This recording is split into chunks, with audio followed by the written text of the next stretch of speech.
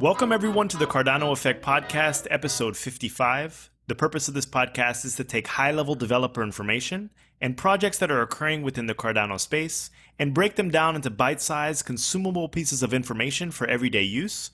I'm your host, Philippe, and let's get this podcast started. So Rick and myself are the hosts for the Cardano Effect Podcast today. We have a very special guest who Rick will be announcing very shortly.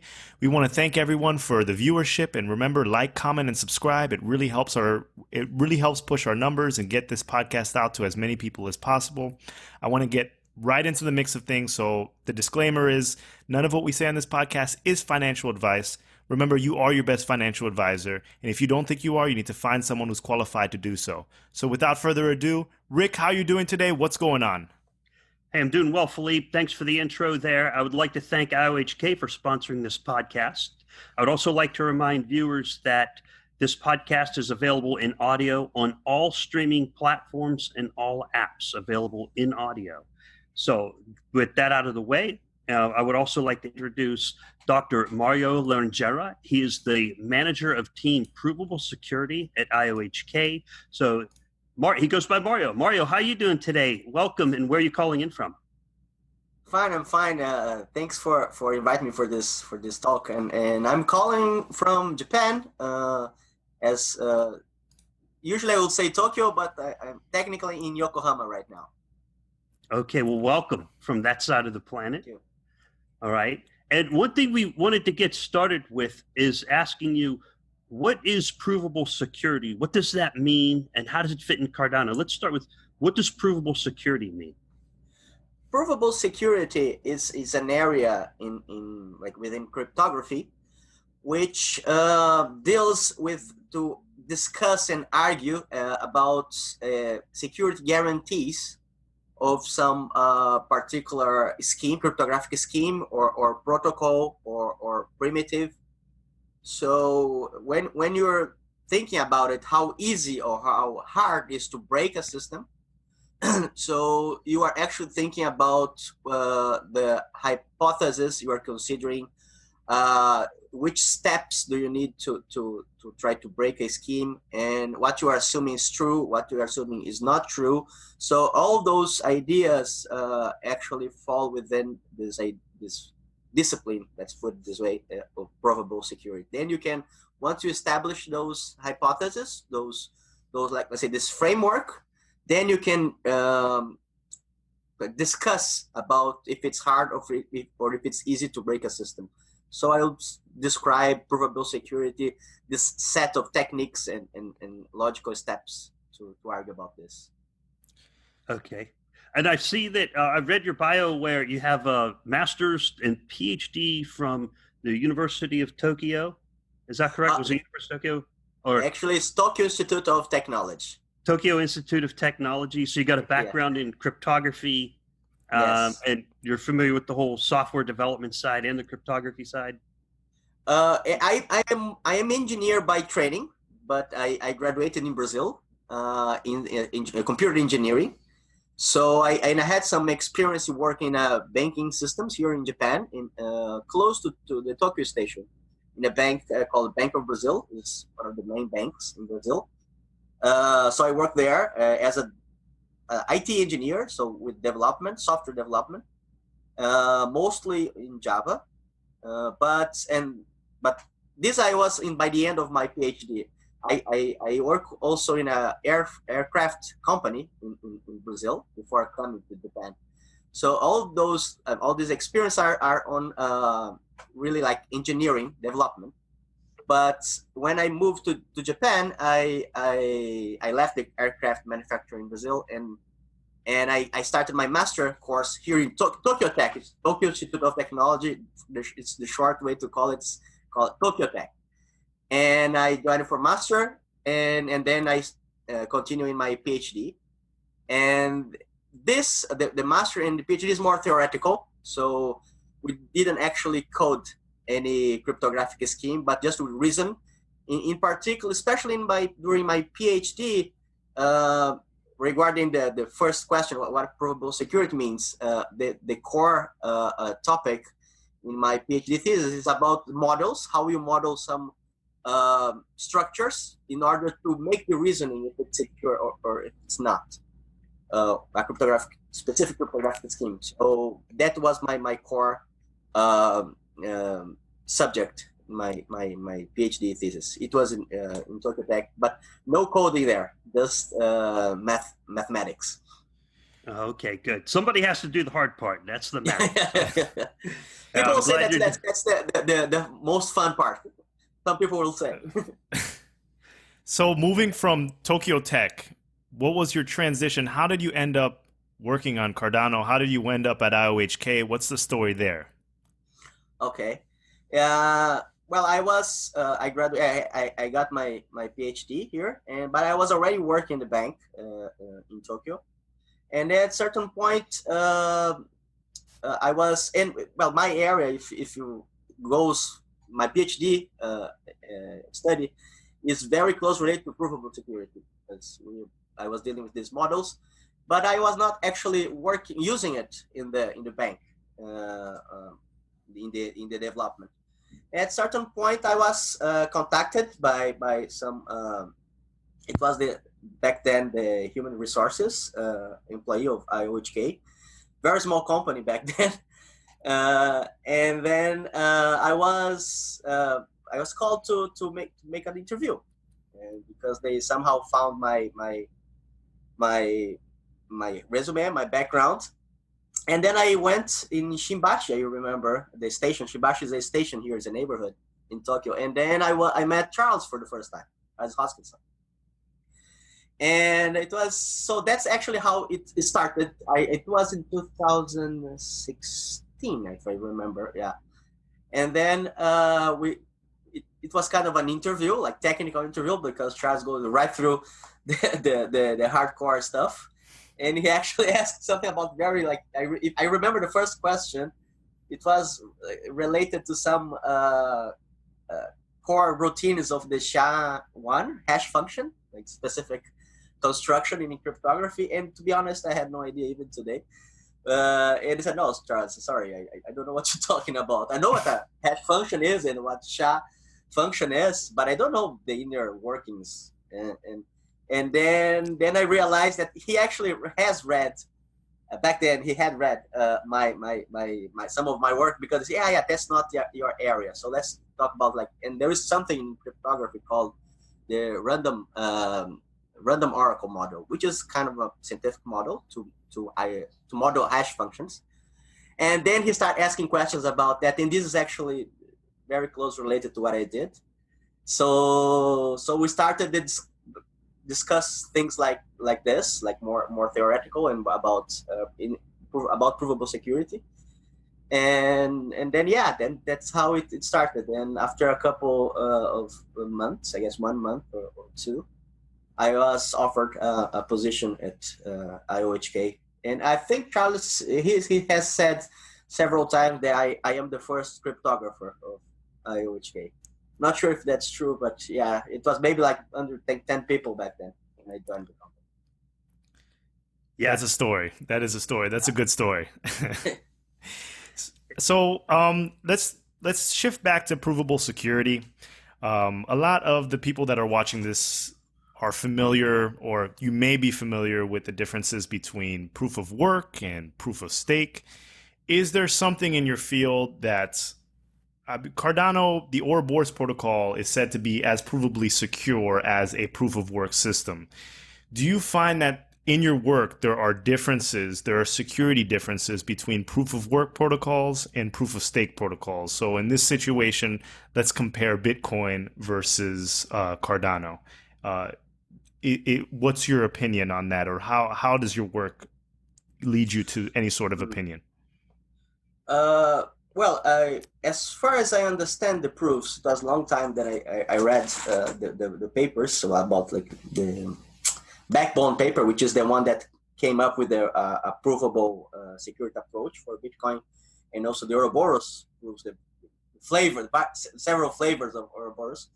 I think right off the bat, I could say that when they say that it's as secure as proof of work, what it means is that the same reasoning The same techniques are applied here and there. So, for example, when you have to, as far as I remember, both proofs are like simulation-based proofs, which is probably a very technical term for this talk. But it's basically it's the way it's a technique that is based on a reasoning, which you have to construct a particular structure called the simulator in the middle of the proof. So my point here is that you think the same way in both cases, for the proof of work and proof of stake. So you think in terms of the simulator construction. So, but of course, they're very much the details. They are different. The very detailed like steps. They are different from proof of work and proof of stake. But they are, I would say, they are kind of analogous. They are essentially different. But if you put them some perspective, you have this rooted line of thought that you have to follow in both cases, and they are kind of similar. So I think that will be my answer to this. Why?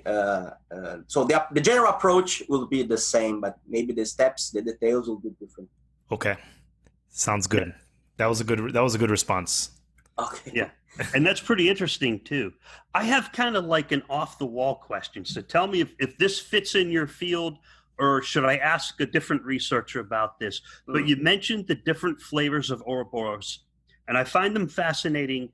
I only read the abstracts. When I read the Ouroboros papers, I try to read past the abstract, but usually I get lost as I go further down. So I make sure I read the abstract. And you have like Ouroboros Chronos, Ouroboros Crypsinos, Ouroboros Genesis, all the different flavors. Mm-hmm. Do they stack on top of each other? Like I can take a Genesis, and if I need time sync, I stick a Chronos on it.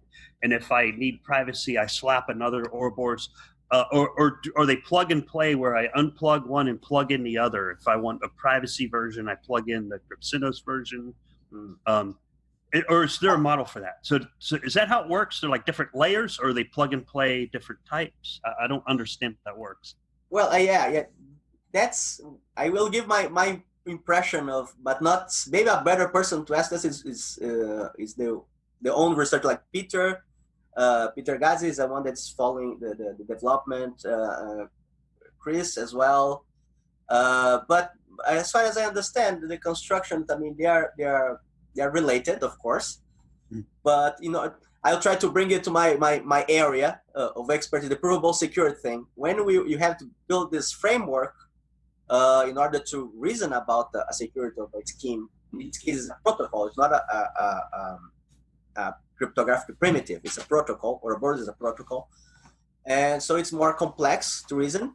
So this difference is actually when you make this framework, like you make it harder and harder. So in order to prove things, because if you assume that the adversary is too strong, for example, in order to show that a protocol is secure, it's harder, right? Sometimes it's even impossible because the adversary is too strong. So you soften a little bit these conditions in order to prove. But making a model is still like sound. I mean, the model has to capture reality. It cannot be something out of this world which will be meaningless. So those several versions is like when you start from a sound framework, but it's still not that hard. And then once you understand the way the protocol works and you can prove it's secure in that environment, let's put it this way, that framework, then okay, let's try to make it harder. Let's give a little bit more power to the adversary. Let's make, for example, the network is not synchronous. So you put extra barriers, and then okay, let's try to prove now again. So when you do that, in that process, you will end up discovering that sometimes you have to change the construction, improve, make a more sophisticated approach. So all those the development on the Ouroboros like goes this way, as far as I understand, and that's actually common for any development, I would say, even software, right? If you have something more like the ground that you're going to start, you change it a little bit, then you have to make a more robust structure, and so on. So I think this versions of Ouroboros, as the way I understand, will be something like this. For example, the CryptoZenos version that you mentioned is the secure version, right? So what you did is that you end up like putting a higher standard for your requirements. With the regular Ouroboros, it's like everything is open. So okay, so now I'm changing the requirement. I don't want everything open. Like, I want some privacy on the top of it. Then okay, so that will require a different approach for the real construction of the protocol. So I would say it's kind of an evolution. So you make things harder, then that's the response. The new version of the Ouroboros will be the response for that more harsh environment. That's the way I see it. No, that's fantastic. That really helped me understand it a lot better. That's why I had the question, and the answer solved the question. It also but I'm not the primary like developer or researcher for Ouroboros, so I'm a little bit skeptical if maybe the Agelos, Peter, and Alex Russell, they are the people that maybe they'll describe it much better than I do. Yeah, well, no, that was good, because I guess really what my question is how does provable security fit in the context of Cardano? And that's what you answered. So I phrased my question bad, but your answer actually answered what I was trying to think of. Yeah. All right. Yeah, usually the provable security idea is that to get some guarantees that that particular system works the way you expect it to work under very like well-defined circumstances. Okay. Well, that's very interesting to know that level of detail is being put into. So you model the security in a harsh environment and make sure it can withstand a harsh environment, as opposed to like a sterile environment and saying, okay, everything is nice and organized and happy. And no, we got to model the destructive environment. Yes. Make sure it works in that context, right? In cryptography, usually it's always like this fight again, the good guys and the adversary, called the adversary. And so we have to start from, okay, usually it's a question that you have to ask, is that what the adversary can do or what the adversary cannot do. And sometimes when we review papers, because we submit papers, but we also will are part of the technical committees of conferences and workshops. So we receive papers to review ourselves because it's a peer review environment. Mm-hmm. And sometimes one of the first things that we look for is like, okay, so what is the threat model of the paper? And a lot of paper actually don't write it down. So it's difficult to reason if the system is secure or not, because we don't know what the adversary can do. This is called the threat model. So that has to be in a paper, for example, scientific paper. You have to explicitly mention the threat model. Given an all-powerful adversary in this context, right? Yeah, exactly. So I've read that a few times. Given that. Yeah. The most powerful adversary in a given context, and then you define it. And then from there, how do you make a protocol that will resist that adversary? Yeah. For example, sometimes we have to do, usually if you put an adversary, it has unlimited computational power. So actually there's much you can do, but usually say, oh, that's a polynomial time computational power. So the adversary has a upper bound on the number of operations it can do.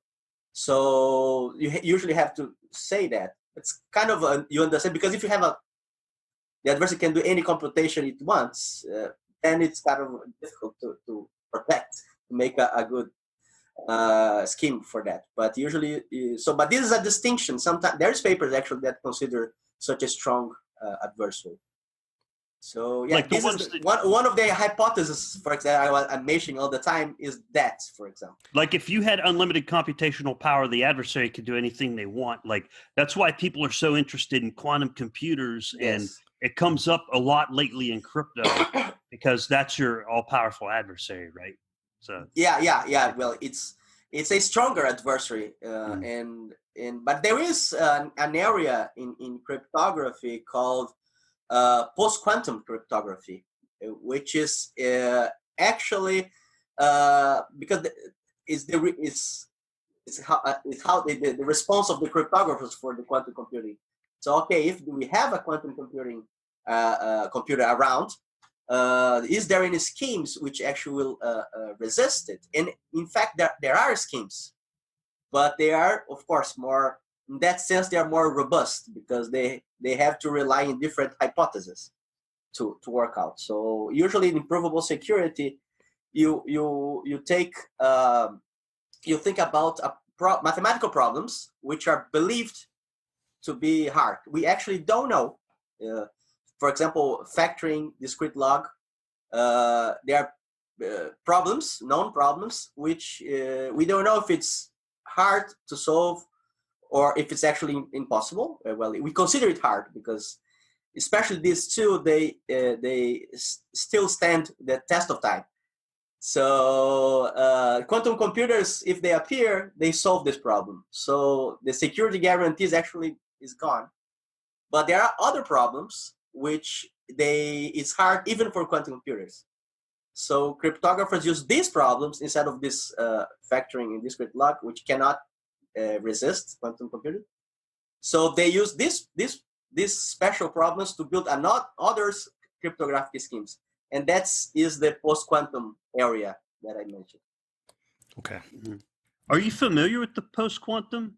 I know some problems. Familiar is gonna be a hard, too much to say, but I know some problems. I know some algebraic structures that I know if we consider this potentially will lead you to some quantum resistant schemes. Lattices is some such a structure. Like error correcting codes also can be used. So there are some areas that I know that people are looking for schemes over there, and they exist. Okay, that's comforting. Yeah. Yeah. There's some technical challenges because there's sometimes the size of the structures like keys, and it's more computation intensive. So there's some technical challenges over there, but I'm afraid I don't know too much in detail of the current status. Yeah. No, the last I heard of quantum computers, the most powerful one I ever heard of is a 300 qubit quantum computer. And basically you can play video games on it. It's like about as powerful as a desktop, but it costs, millions and millions and millions of dollars. But yeah. So it's a long ways off. Still got some time to sort that out. There is a recent news from, I think it was in Nature, the journal, that Google achieved some quantum supremacy, they call it, when the quantum computer is like do better computation than the regular computer. But I think it's under discussion right now because I think IBM claimed that that's not exactly the whole story. So there is this debate right now. I think it's something last week, I guess, or this week it was out. So yes. It's a pretty recent discussion on that. I remember reading that article. And it was very recent. Yeah, there were some opposition pieces written about it as well. So I am in agreement with that. So, but Mario, I wanted to switch topics. I wanted to go in the Cardano ecosystem. We're waiting for staking. There's supposed to be a test net later this month, or it's not November yet, but by the time this podcast released, it'll be November.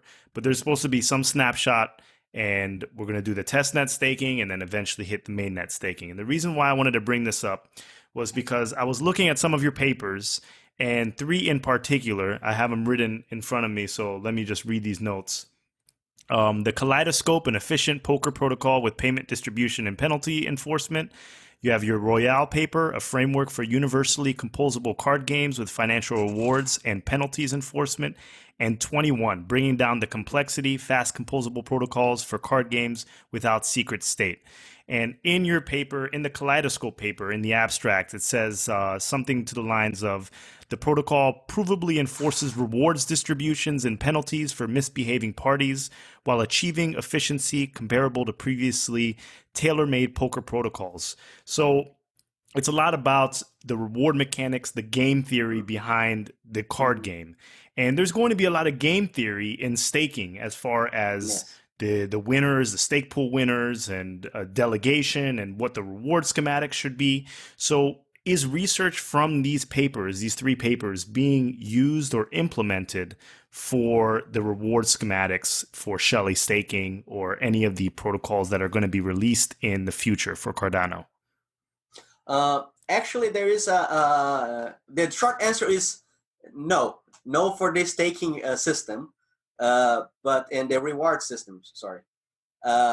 Because we had actually another paper which deals with the reward and the staking, which are not one of these 3. But I will describe what reward means in this context, in the context of those 3 papers. This they are more described like multi-party computation application over the chain. So this the 3 of them, like 21, Kaleidoscope, and Royale. The reward and penalties here in that context means in multi-party computation there is this problem of fairness, which means when the players are performing a protocol, then if somebody stops, for example, some adversary within the players, they could get output before the others, or even get the output of the computation, and the honest players will not get it. So and it's kind of hard to deal with this situation when somebody can stop the computation suddenly and leave all the others behind, and that's not fair. So that's kind of the word. So the way to, and this kind of problem shows up in these card game protocols, because they are performing a computation when they are dealing with the game. They have to perform computation to extract a card, to get a card from the deck, to open the card. All these actions that you physically do in the game, we have an analogous action in terms of protocol. So if at certain point, for example, you're an adversary player and you get a bad hand and you just stop the computation because it doesn't worth it, for example. So how we can deal with this? We cannot solve it in the way that, okay, the protocol will solve everything. So what we do is we enforce the well behavior, the fairness, by imposing penalties and rewards. So these protocols, they have to rely on a smart contract, for example, on the chain. So when you start a game using these protocols, you have to input first deposit collateral, and then you go for the game. Then you deposit the money actually you're gonna use it for the game. So the reward is that if you win the game, you receive the reward for your performance in the game. But if you try to do the unfair or stop the game, then you'll be penalized through your collateral. So basically you lose the collateral. So that's what it means in those 3 papers. It's to enforce the well behavior of the players. Yeah. This for the protocol is a little bit different, right? Yeah. I'm sure you guys know. That makes a lot more sense. That was a really good question, and here's why. So we understand it now. The staking is like the chips on the table, and like Shelley, and then the Kaleidoscope is the game itself, like as a comparison or analogy. You know what I mean? Well, never mind. I was wrong. I don't think that's correct. Yeah, the difference between Kaleidoscope and Royale, they are very similar, but the proof of security in Royale is more robust because it's composable. You can place several copies of the protocol together. They don't actually hurt each other. You can change the order. And also Royale is for every card game. We'll say every, but actually we try to get as many as possible actions, which we believe will cover a lot of card games. And Kaleidoscope is only for poker. So the security definition there is only for poker, and while Royale is for several card games. But the staking in the sense of the Ouroboros, the consensus, is for the proof of stake. Actually, is when you delegate the rights on your stake to someone else. So you don't want to be online all the time. to perform the consensus protocol when you are called, when your token is selected, for example. Then you say, okay, so I'm giving a proof that I trust that person. If I am selected, that person will do for me. So this is the stake delegation. So I don't need to stay online all the time. So Mario, so when Goguen releases and smart contracts release, if a company wanted to make some sort of gaming protocol or poker game, they could use information from the Kaleidoscope or the Royale paper in order to make sure that bad parties, either their funds are slashed or they're held as collateral, and everything works as anticipated, and no one gets an unfair advantage. If I'm understanding this correctly. Yes. Okay. In fact, it's a good comment, because now you gave me a chance to advertise about our protocol. Okay. Yeah, it's the Royale it's overnight. It's public. It's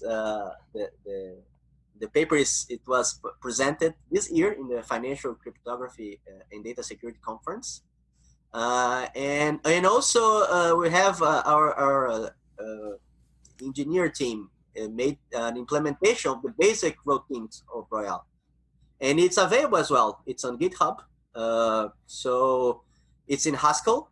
So it's, I think Victor was responsible for the implementation. Well, the implementation, to be honest, I haven't looked, because unfortunately, I don't understand much of Haskell. But the protocol is implemented, so anyone can take a look on the routine.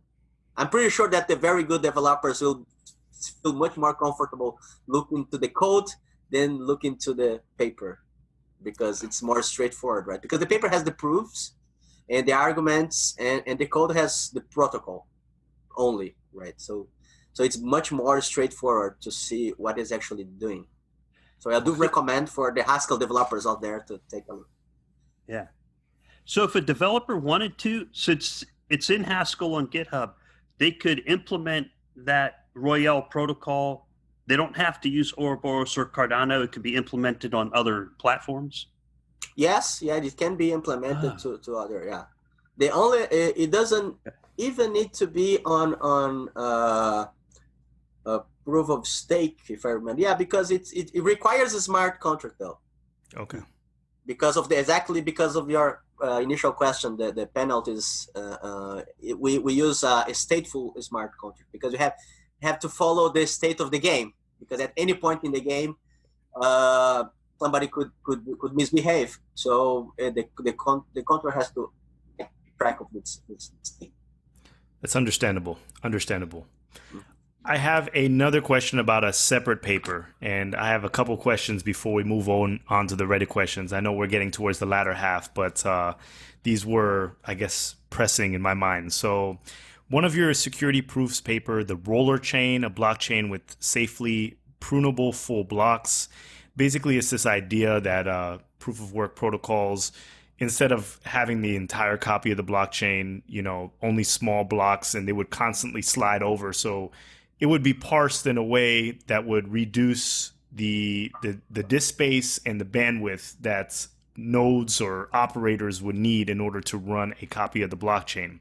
So this whole idea of pruning the blockchain, the paper specifies proof of work protocols. It seems like there's an emphasis on proof of work protocols. Does the same pruning behavior does it translate to Cardano? Is there a way to parse the blockchain to prevent people from having to run the entire node or run the entire copy of the blockchain in order to continue? No, actually no. This that paper was in the very beginning when we are assembling the team for IOHK. The lead researcher on that was Alex Chapurnoy, and back then we're considering exactly the idea that you mentioned, but it's unrelated to Ouroboros, or the idea of Ouroboros came later. Okay. And then we went for a different route, and I think there is a follow-up paper on this one, but which I'm not part of the authors. I don't quite remember. I think Hong Shen is another researcher, which was at a certain point he was related, like doing joint work with our team. Again, Alexei Chipornoy, we would call Chipornoy. He's the main leader. So, but there's a follow-up paper on that. But it's a short answer for your question. It's not related to Ouroboros. Okay, thank you. And one more question. Okay. Your paper on this is a buzzword in cryptocurrency, and the Bitcoin maximalists, Bitcoin people use it a lot. This whole idea of layer 2 solutions, layer 2 scalability, and you wrote a paper, SOK, a taxonomy for layer 2 scalability. So in terms, I know that for Cardano, it's supposed to be split into multiple layers. You have the computation layer and then the settlement layer, and apparently you can add layers on top of layers on Cardano infinitely to just to match whatever solutions, business solutions are required. So how what does layer 2 look like in Cardano, and is it analogous to layer 2 in a proof of work protocol like Bitcoin? Are they the same thing, or is this something completely different? No, it's the same thing. That's the layer 2. This is an area that we are actually looking right now here at Tokyo Tech. We have a PhD student. In fact, now we are recording in the morning here, but afternoon we have a seminar exactly to discuss part of this. But the layer 2 solution, it's an approach to try to do better in terms of scalability of because an example is because you guys know that there's the generation block. So there is this refresh delay, right, on the generation of blocks. So it takes time to confirm a transaction, right? So an approach for in order to get more transactions is that you can establish this channel between two. If you know that two users will transact a lot, you already know. You could establish a channel between them, and then you do this transaction off chain. So if you're gonna do it on chain, every transaction had to wait for the confirmation time, right? And within this channel, you do it instantaneously. You do directly, without waiting for the chain to confirm. So this is one approach, which is it's part of this layer 2 idea of solutions, because layer 1 will be the consensus layer, so the blockchain. Layer 0 will be like you get some improvement on the network level. So you do like a better performance network, like try to make it synchronized all the time. So you make more like faster connections between miners, this kind of thing. This will be the layer 0. Layer 1 is the consensus protocol. So you improve on the speed of the generation of blocks. For example, on Bitcoin, you have like average 10 minutes. But on Cardano, I think it's like 20 seconds. I don't remember the time slot. Yeah. So you could do like adjustments on that. So that will be layer 1. In layer 2, you do this kind of structures. For example, payment channels like Lightning Network, for example. Okay. Then that will be the layer 2. And actually the whole area, because once you start thinking about channels, you can concatenate channels with channels in order to make a network. And once you have the network, you have to think about how you route among all those channels. So there's several, and okay, if you want to add privacy, for example, so it's another way of thinking. So that's a vast area to do research. So in your paper, you also were talking about TEEs, or trusted executable environments, and Intel SGX. So is that a combination? And those apparently boosted up the transactions per second to, it ranged up to 2,500 transactions per second, around that number. So is that a layer 2 privacy solution, or is that just a layer 2 solution?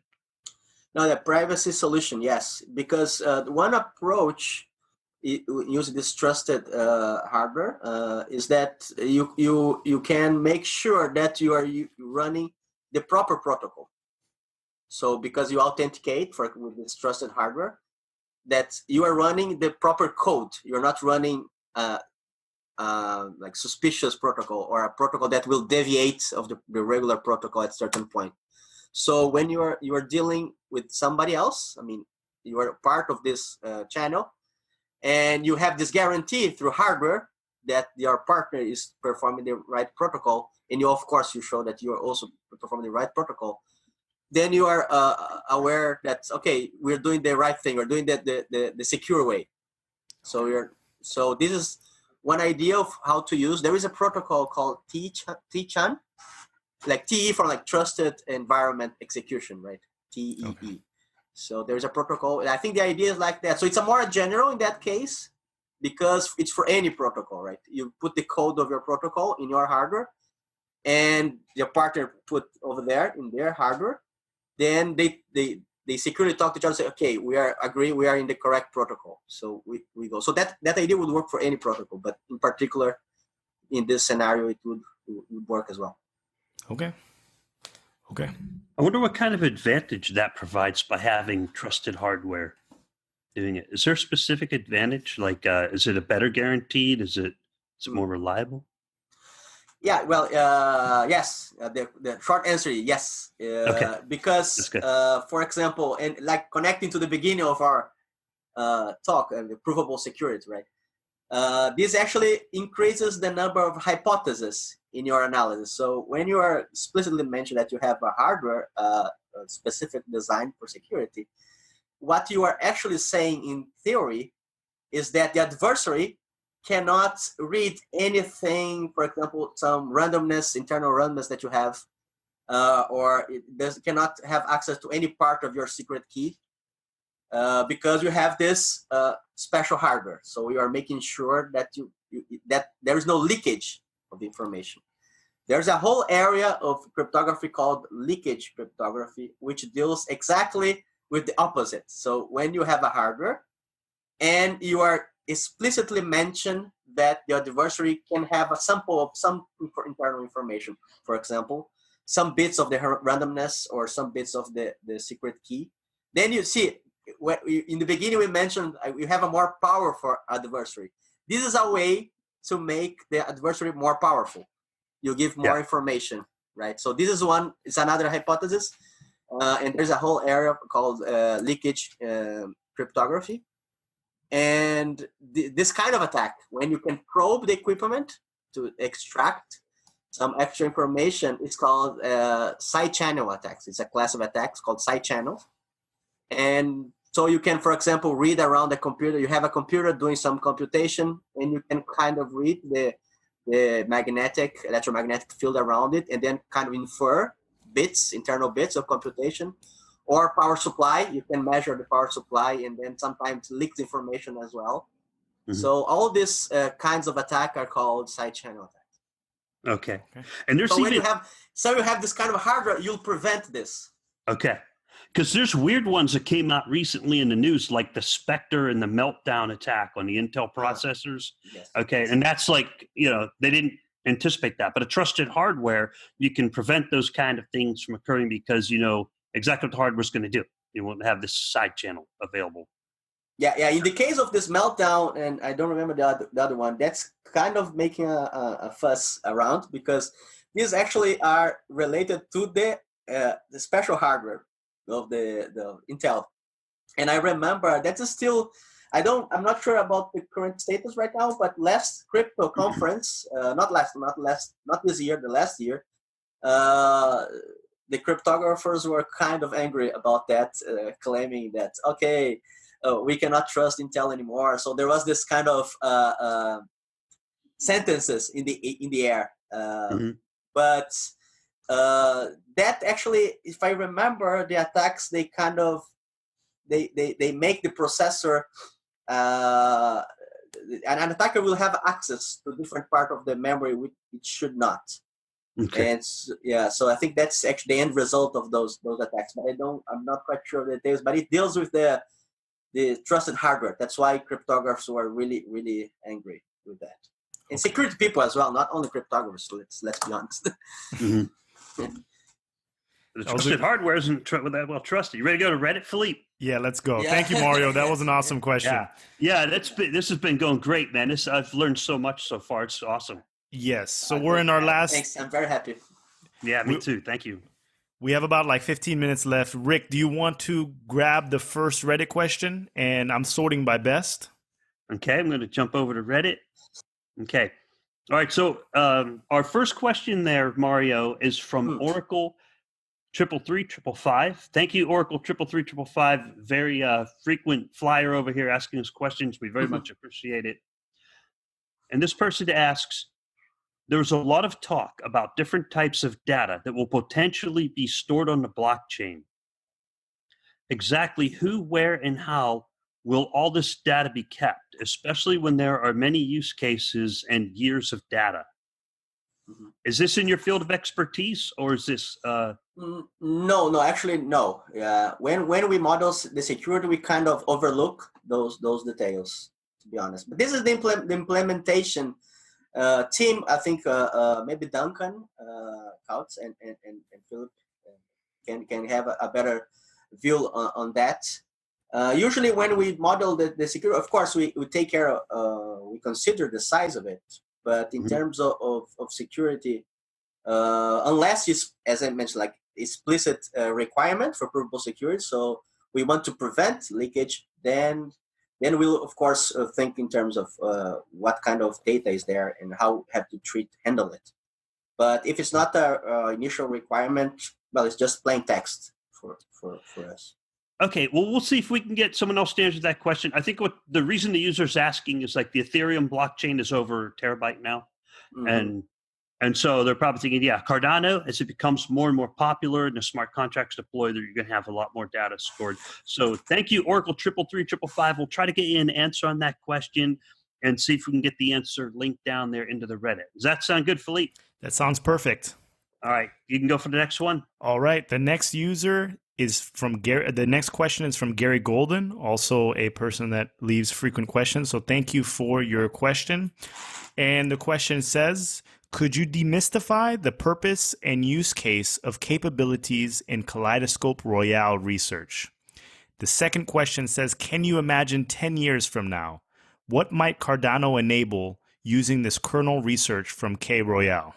Well, demystify, I'm not sure what it means actually. But I'll try to make like concrete descriptions of the protocols. The Royale protocol is actually an evolution from what we learned in the Kaleidoscope. So the Kaleidoscope, as I think I mentioned it earlier, that it's a protocol that is designed only for poker. And this research on poker is actually, it's very interesting in cryptography. It is kind of a classical problem. I think we described a little bit in the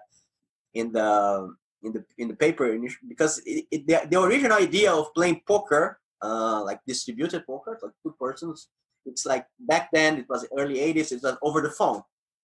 So and it was introduced by the RSA guys. I mean, the guys who invented RSA. And if you take a look on the paper called Mental Poker, which is this seminal paper, you'll see the same names but with the RSA order like shuffled. So it's an interesting look.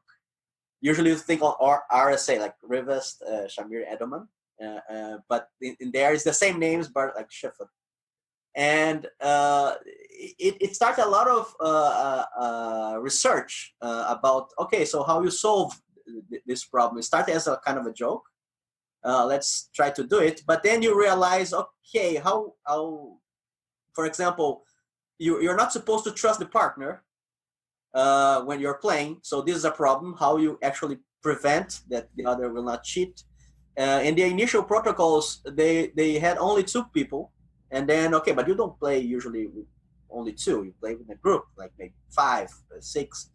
Then, in order to evolve from 2 to more N players, it's also a next theoretical step, how you build this. And this early 80s, so all this provable security things we were talking was not very well developed back then. So there's hardly a proof of security about it. It's just a protocol and that's it.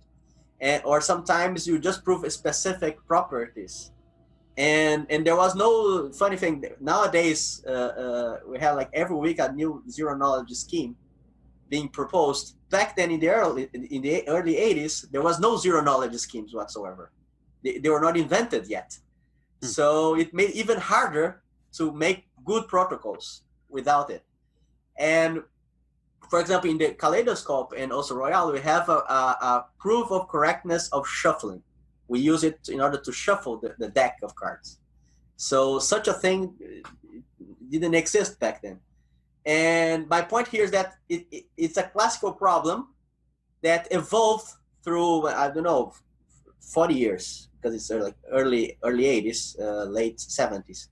So, and also there is this folklore that, okay, if you solve poker, if you can like successfully play poker on a distribute manner, then you can do any card games. Actually, that's not true. That's why we have the Royale, after Kaleidoscope, right? Because then we realize, no, there are some games that maybe require some actions that poker doesn't have it. Because poker has this charming thing, like movies and dangerous and have to lie, bluff. And I think people thought that, that's hard for a computer. But if you think and that's actually one of the difference between Royale modeling, how we model the card games, through Kaleidoscope, is that, for example, if there is a card game that requires you to exchange cards between players, so I have in my hand one card and you'll pick one, for example, that such an action does not exist on poker, in any poker that style that I am aware. So, but maybe there is a game that will require this action. So how would you do that? And so this particular action, it exists on Royale, this kind of sub-protocol. Okay, when you're faced with this situation that you have exchange cards, how would you do it? So this is specified in Royale, but not in Kaleidoscope, for example. And we do it generically in Royale because we are trying to cover as much card games as possible, and we don't do such a thing in Kaleidoscope. One funny thing, for example, the cards are encrypted. The cards in both protocols are ciphertexts, so it's an encrypted string. So, and everybody knows the other players' set of encrypted strings, the ciphertext, because these are the cards that somebody has. In this particular action that you deliver to the other, you have an encrypted text that you are giving to the other person. Everybody's seeing that you're delivering an encrypted text. Nobody knows the content, but all the players have to jointly compute or give the solution to that particular player who received that card, because he has to open in order to see the hand, right? But the problem is that I'm just trying to give an example, a concrete example of how hard it is to do this transaction, this moves in the game. So, okay, that person was able to open the ciphertext, so he now knows the hand, but everybody knows that particular person received that particular ciphertext because it's open, because everybody helped him to open it. So if somebody other player like get that card later, everybody could be able to track the cards. So this is a bad thing, right? Because you are leaking information. The card you received, you just passed to the other. So you have to reshuffle the ciphertext. This is something that you don't need to do when you're playing cards physically, right? Because you got the card, you read it, and that's it. But when you do in the cryptography world, you have to reshuffle your hand and each ciphertext, then nobody can keep track of this card. That will be a way to leak information that you have to think how to prevent it when you're dealing with Royale, for example. You can't do card counting. Exactly. Like Rain Man. Counting cards won't matter because the dealer shuffles the card between every set of hands. Yeah. You Have to do it. Yeah. And the shuffling, that's one nice thing as well. We have to do the shuffle in a distributed manner. All the players do it together, their shuffle, and so you don't trust the central authority, right? So So in theory, the shuffling is it's more random than an actual dealer because there's. I would say so. Yeah, Okay. in this case, because in fact, there is with this is a problem that we are trying to enhance our shuffle routine, because we do it kind of a sequential. So everybody do one shuffle, pass to the other, pass to the other, pass to the other. This is the way it is done. It would be much nicer if we could, like in parallel, everybody do some piece of computation, give to everybody, and then everybody gets their shuffle done. That would be a much nicer way to do, but we don't know how to do it. It's not the way it is done in the Royale and Kaleidoscope. We use this proof of shuffle, correctness of shuffling, which we took it from another paper from Eurocrypt 2012, I guess. Yeah, we adjusted for our setting, but this routine is actually used for mixed nets. So for like voting, that you have to shuffle a set of ciphertext and pass to the other mixed net and this kind of thing. So we noticed that we could use that for our shuffling. Yeah, that's pretty neat, because when you did the multi-party, and when they lift the top card, all three of us, if we were all in the shuffle, we would all have the same top card. Yes, yeah, and you have to actually like play together in order to open the card, because if we're playing here and we have this set of ciphertext, and they say, oh, the top card will be this one, the first one.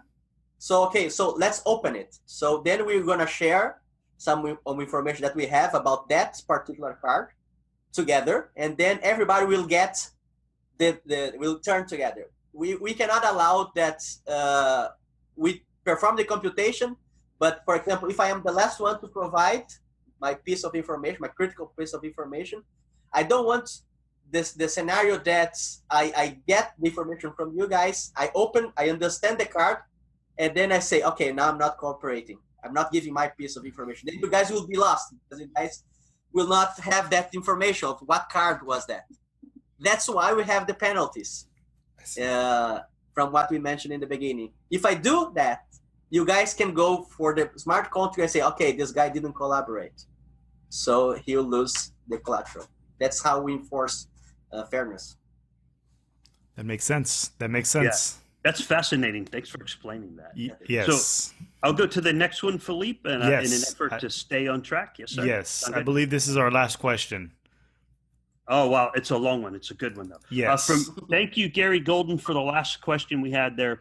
The next one comes from University. It's two-part. Philippe, I'll take the first part, and you can take the second one, all right? Okay, sounds good. So, the first bullet from University, he starts off saying, Hola, meu amigo Mario. Okay. Hola, tudo bom? Hola. Did he say that in Portuguese? Yes. That's Portuguese? He said like, hi, friend Mario. Yeah. He said. Hi, friend Mario is what that means? Friend, yeah. Amigo is friend. Thank you for translating. Yeah. Okay. All right. So his question, he says, I got a couple questions, and thankfully he wrote them in English. Okay. The first question from University is, cryptography is inherently cryptic. While seed phrase is a good representation of a private key, it is still not user-friendly nor idiot-proof. Yeah, I can prove that it's not idiot-proof. Is there any work being done in bringing the entire wallet concept closer to the world the average Joe is used to? For example, could a seed be generated based at least partially on personal information in the same fashion that banks use details to create your account? So, and we'll wrap that question up there. Is there any work being done to make seed phrases more user-friendly or simpler for the average Joe? Well, right now, that I am aware, right now, I'm not doing like this, but I understand the question. But the problem that I see on doing that, that is the initial, this like seed phrase, this initial information is actually to start all the computation of the secret information. And usually it's the critical part in that is that you need to be very much random. Mm-hmm. So the randomness actually make the routine, the algorithm, not deterministic. So the problem is that when you do, for example, use a name, for example, as this like initial information, then everybody could check on that because it's not quite random, right? Unless, for example, if you know the name of the person, you can check the whole computing that he has done based on that information. So you need something random, or and the name is not. So you have to somehow get this. You have to pre-process this information, the like common, like regular world information, and encode it in something random, and then use it. So because if you don't do, then your security is kind of flawed, because you need this. That's why, for example, when you're developing, there's a common mistake in developers when they take the regular hash function of the libraries, and because they use it, because the hash function have the input, and you have this like arbitrarily sized input, and you have this like digest, and you need this a high level of entropy in the end. You need to have high entropy, like it's hard to predict, right? So, and the regular hash functions used in regular development doesn't have that property. You require a cryptographic hash function, and the cryptographic hash function, it makes sure that the digest has a high entropy. Regular hash functions don't. So I see the same way. If you have this like not so random information and use that, then you'll incur in the same problem. But I don't know. Of course, you can always do this like treatment of the regular information in order to make it random. But I'm not sure right now if we are not doing, as far as we're not doing it here. But I don't know if somebody else is thinking like this. Yeah, well, that's an excellent answer in the context that helps answer the remainder of his question, where University asked, could information such as color of my first car, birth date of my best friend, be used to assist in generating private keys? So basically, things that are easy for me to remember, but difficult for other people to know, like the color of my first car, the date of my best friend. Does that not have enough entropy? Or no, I'm sure no, it's not, that doesn't have it. I had that discussion here some time ago with a student. He was trying to do some application, and we'll do something like this. They'll use this kind of information as the input for a hash function, for example, in the hope that the hash function like looks random, the output looks random usually. But the problem is, for example, and he wanted to put some information in the blockchain, hide it through this hash function. And I said, okay, you can, it will be hidden because it will be behind the hash function. But the problem is, if I know some of this information, for example, I can go and check the data on the blockchain. If I know your first car color, I know when you were born and your full name. I don't know if you were there, but if I know these three pieces of information, I can just check the values for which are on the blockchain. So then I will know that okay, you published something there. So yes, or you don't, because I can just check it. So that's kind of you leak information by doing this. But so I'm not sure if that's actually what the question is going for. But I do see this as a problem, I'm afraid. Yeah, that makes sense, because the average person, you hear all those studies about how people just use easy passwords, just like password. And most of the time those, like your name is available, so most people would be hashing like their first name or something that's not random whatsoever. So you can definitely backtrace it like that. Most people are just not random enough for it to even, that makes sense. That makes sense. Yeah, but you can maybe do some pre-processing on those in those pieces of information and then use it in hash. But I don't know. Well, probably there's something can be done, but not straightforward like this. Then because you can always do tests like we just described. Okay. All right. Well, thank you for that answer. Very much appreciated. Philippe, you got the last one and you'll take us out. Yes, sounds good. Last question is from University again, and it says, what sort of changes to the current seed phrase mechanism would have to be made to ensure quantum security, and how would that affect end users? Would simply longer, more varied seed phrases help? How about the resulting public addresses? Is it going to be a very long string? And could we encode public addresses into phrases as well? And he signs us out, obrigado e abraço. So, obrigado e abraço. Yeah. I don't know if I said that correctly. Yeah. It's obrigado is a thank you, and abraço is a hug. So probably this person is Brazilian or have lived in Brazil, because we are huggers in Brazil. Yeah. Well, yeah. The problem is the post-quantum. I think we mentioned it. It deals with the basic constructions of the schemes. So, so for example, if we have a scheme that is based on a problem, like we mentioned, like factoring or discrete logarithm, it's easily broken with a quantum computer. So no matter how long the keys or randomness is used, the basic hypothesis assumption of the scheme doesn't work. So you have to change the basic assumption of the protocol, so the basic problem. So you are constructing the scheme from.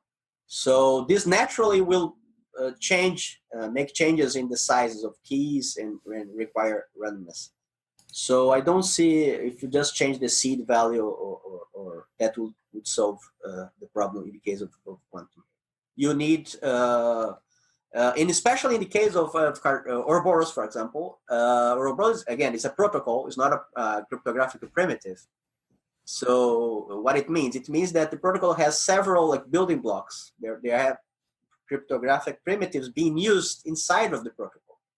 So we have like digital signatures. In the case of Ouroboros browser, you have like VRFs, verifiable random functions. And all of this had to be checked for post-quantum security in order to have the whole system post-quantum secure. So it's not so simple just by changing the size of the inputs. Okay. That was a great response. And we are past our hour. We want to thank you so much. I'm going to give you the last words, the final floor, but we want to thank everyone for tuning in to the Cardano Effect Podcast, episode 55. We want to thank all the Redditors that asked questions, Gary Golden, University, Oracle, 333, 555. Thank you for giving us your time today. We really appreciate you. Our guest is Mario Larangeira, and we really appreciate you coming on. You're always welcome on the podcast.